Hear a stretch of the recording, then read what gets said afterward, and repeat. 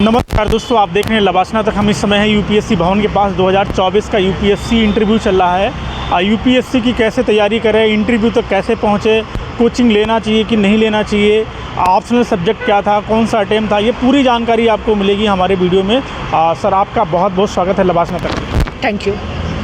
Sir, आपका नाम और आपका अटेम्प्ट जानना चाहेंगे? मेरा नाम निखिल सिंह है, ये मेरा सेकंड अटेम्प्ट है।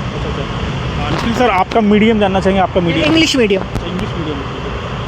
सर, आपको जानना चाहेंगे सबसे पहले जब आपका इंटरव्यू से स्टार्ट हुआ तो आपका क्वेश्चन था डेप्थ से रिलेटेड था, आईआर से था, ऑप्शनल से था, उससे क्या मैं जानना चाहेंगे कि जैसे कि आपका ऑप्शनल सब्जेक्ट क्या है उसके विषय में थोड़ा फिलॉसफी। तो फिलॉसफी से कोई क्वेश्चन पूछेंगे आपको? इंडियन और वेस्टर्न में क्या अंतर है? अच्छा। सोचने का में। और ये यूक्रेन रशिया वार, इसके बारे में कुछ पूछा नहीं, यूक्रेन रशिया वार नहीं, मतलब ये डायरेक्टली नहीं पूछा, पर उन्होंने मेरा मतलब कौन सी किताब आपने पढ़ी, तो मैं उसमें जो है essence of Taliban and ISIS इन पाकिस्तान, मेरा थोड़ा जियो पॉलिटिक्स वगैरह इस पर थोड़ा मुझे पसंद है, मतलब पाकिस्तान फेवरेट टॉपिक है, तो उस पर जो है तालिबान हो गया, ISI के ऑपरेशन वगैरह ये सब, तो इसी से रिलेटेड उन्होंने फिर पूछा था कि मतलब एक तो आप डिफेंस में क्यों नहीं गए, इस बारे में वो जानना चाह रहे थे। और ये कि मतलब तालिबान जो भी पाकिस्तान में आया है तो आप वो किस तरीके से देखते हो, इंडिया का क्या रोल होना चाहिए उसमें, क्या तालिबान हमारे लिए फ्रेंडली होगा नहीं होगा, ये सब। आपने यूपीएससी की तैयारी कब से प्रारंभ करी और आपकी एजुकेशनल क्वालिफिकेशन क्या है, इसके विषय में थोड़ा? जी देखिए, तैयारी तो जो ऐसी है, सोच तो बहुत पहले लिया था पर उसे तैयारी नहीं कह सकते। सोच तो बहुत पहले लिया था, मैंने ग्रेजुएशन में सोच लिया था, पर मतलब तब ऐसा होता है, मतलब एक दिन पढ़ लिया बाद में नहीं पढ़ा, मतलब मौज मस्ती में ही था। सीरियस जिसे तैयारी आप कह सकते हैं वो 2 साल। 2 साल से, उनमें भी ऐसा नहीं है कि रेगुलर में बहुत चेंज होता रहता है, कभी ऐसे दिन भी आए हैं जो बिल्कुल भी नहीं पढ़ा, 3-3 घंटे पढ़ा। ये अब आपसे जानना चाहेंगे सर, आपने यूपीएससी प्रीलिम्स की तैयारी कैसे करी और आपकी रणनीति कैसे थी? कि आपने कोई कोचिंग वगैरह ली थी या नहीं ली थी? जी नहीं, मैंने कोचिंग वगैरह नहीं ली है। मेरा जो बेसिक था वो यूट्यूब था, मतलब बुक्स मेरे पास सारी थी, पर मतलब मैं हर सब्जेक्ट बुक्स से नहीं पढ़ता। मैंने पॉलिटी ज़रूर थोड़ी सी लक्ष्मीकांत से पढ़ी थी, पर जो मज़ा मतलब मुझे यूट्यूब से पढ़ने में या लेक्चर से पढ़ने में आता है वो बुक्स वगैरह से नहीं आता। तो आपने यूट्यूब कौन से चैनल से पढ़ा था, उसके बारे में बता दीजिए आप। सब्जेक्ट पे डिपेंड करता है, जैसे पॉलिटी के लिए मैंने दिव्या कीर्ति सर का भी देखा, करंट अफेयर्स के लिए मैं दीपक यादव सर का चैनल है वो देखता हूँ। मतलब उसकी क्या है कि वो सुबह सुबह वीडियो डाल देते हैं, तो सुबह जैसे मैं जॉगिंग करने जा रहा हूँ तो मैं हेडफोन लगा लेता हूँ और उनके करंट अफेयर्स सुनता जाता हूँ, और शाम को सोने से पहले 1 घंटा उन्हें देख लेता हूँ। तो क्या होता है कि 50% तो सुबह ही चला जाता है दिमाग में, फिर जब वो उनकी PDF पढ़ रहा होता हूँ तो वो फिर मतलब बहुत अच्छे से याद रहता है कि हाँ आज मैंने ये पढ़ा था, छोटे से छोटा डिटेल भी याद रह जाता है। तो आपने प्रीलिम्स के लिए और कौन सी विषय कैसे तैयारी करी थी, थोड़ा इसके बारे में बताइए। प्रीलिम्स के लिए मतलब टेलीग्राम पे मुझे लेक्चर्स मिल रहे थे, वहाँ से करी थी। जैसे मैं बताऊँ, शुभ्रा रंजन मैम से मैंने पॉलिटी करी, उसके अलावा मैंने इकोनॉमी करी है जुल्फ़िकार मोहम्मद सर से। जुल्फ़िकार मोहम्मद सर अब नहीं है, पर उनके पुराने मुझे 2022 के लेक्चर मिल गए थे, कोविड टाइम में वो एक्सपायर हो गए थे। ज्योग्राफी मैंने ऋषिकेश डुडट सर है, शुभ्रा रंजन मैम के यहाँ पढ़ाते थे वो, उसके बाद अनअकैडमी में भी थे, वहाँ से पढ़ी है।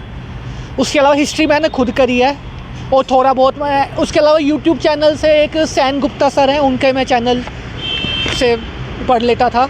बाकी मतलब करंट अफेयर, जियो पॉलिटिक्स से मैं सुनता रहता था यूट्यूब पे, बाकी के लिए लेक्चर्स वगैरह।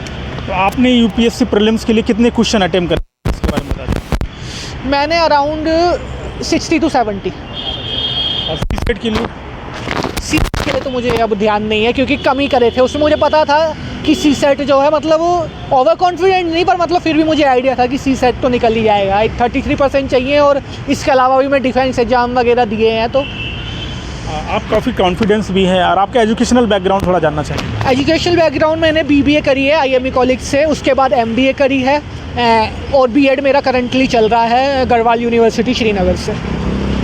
आपने मेंस की तैयारी कैसे करी थी? कि आपने कोई थीम बेस करा था, और PYQ का मेंस में कितना महत्वपूर्ण रोल रहता है? सर, PYQ का जो है मैंने प्रीलिम्स के लिए ज़्यादा किया था, मेंस के लिए नहीं, क्योंकि मुझे यही उम्मीद थी कि एक जनरल आइडिया तो ले लेता हूँ। मैंने मतलब खरीद रखी थी किताबें, पर मैंने प्रीवियस ईयर मेंस में ज़्यादा नहीं की, क्योंकि मुझे यही था कि यार रिपीट तो उतने ज़्यादा मेंस में होने नहीं है।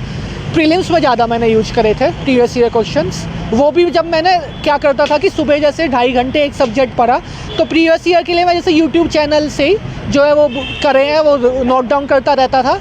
1 घंटा मतलब 1 घंटा एक सब्जेक्ट का, 1 घंटा दूसरे सब्जेक्ट का। मैं एक दिन में 2 सब्जेक्ट पढ़ता था। आप एक दिन में टोटल कितनी घंटे पढ़ाई करते थे? सर ऐसा फिक्स नहीं है, अगर पेपर से अगर 1-2 महीने ही बचे हैं पेपर में, तब तो 12-13 घंटा भी चले जाते हैं, तब आपको खुद भी पता नहीं चलता। लेकिन उससे पहले 8-9 घंटे, कब 5-6 भी। और कई बार ऐसे भी कि मतलब संडे को मैं नहीं पढ़ता था। संडे को मतलब कितनी बार ऐसा हो जाता है कि मतलब मंडे ट्यूसडे को भी जो है छूट गया, बस संडे को फिक्स है कि संडे को नहीं पढ़ना है। बस एक एक्स्ट्रा फैक्टर ये रहता है संडे को कि जैसे इंटरेस्ट आने लगा, जैसे मैं वहाँ गढ़वाल में रहता हूँ, जैसे दिल्ली में तो ऐसा कल्चर नहीं है, पर वहाँ पे आप आराम से जो है पहाड़ वगैरह है तो आराम से पैदल चल रहे हैं, घूम सकते हैं। तो मैं आराम से अपना हेडफोन लगा के संडे को भी, क्योंकि मुझे इंटरेस्ट आता रहता है, तो करंट अफेयर्स वगैरह ज़रूर सुन लेता था। 1-2 घंटे अपने पैदल चल रहा हूँ वगैरह तब। मेंस के लिए आंसर राइटिंग आपने कब से प्रारंभ कर दी थी और किसी बिगिनर को कब से कर देनी चाहिए? जी जब आपका कोर्स ख़त्म हो जाए, सिलेबस ख़त्म हो जाए, उसके बाद करनी चाहिए। उससे पहले मैंने 1-2 बार लिखे थे, पर फिर मैंने रियलाइज़ किया कि मतलब यार ये तो मैं पढ़ के लिख रहा हूँ तो इसका कुछ फ़ायदा नहीं है। क्वेश्चन जो है उसे याद कर रहा हूँ, फिर लिख रहा हूँ, फिर दूसरी जगह देख रहा हूँ, तो फिर उसके बाद मैं कहा पहले एक बार मैं सिलेबस ख़त्म कर लेता हूँ, उसके बाद लिखूँगा। शायद आप कहीं बात हो रही थी कि आपने तैयारी जो करी, आप किसी को आपने बताया नहीं, किसको नहीं बताया था? थोड़ा जी किसी को भी नहीं बताया था। मतलब वहाँ पे जहाँ मैं कॉलेज में होता हूँ तो वहाँ तो दोस्तों वगैरह को पता था। यहाँ दिल्ली में ना दोस्तों को ना घर वालों को, यहाँ किसी को नहीं बताया था।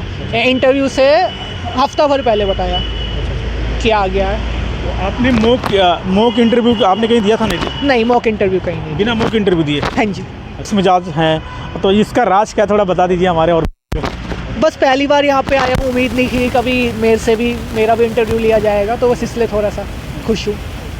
आपको बेस्ट ऑफ लक लबासना तक की तरफ से, और मुझे ज़रूर पहुँचेंगे, और मेरे व्यूअर की तरफ से भी शुभकामनाएं। धन्यवाद।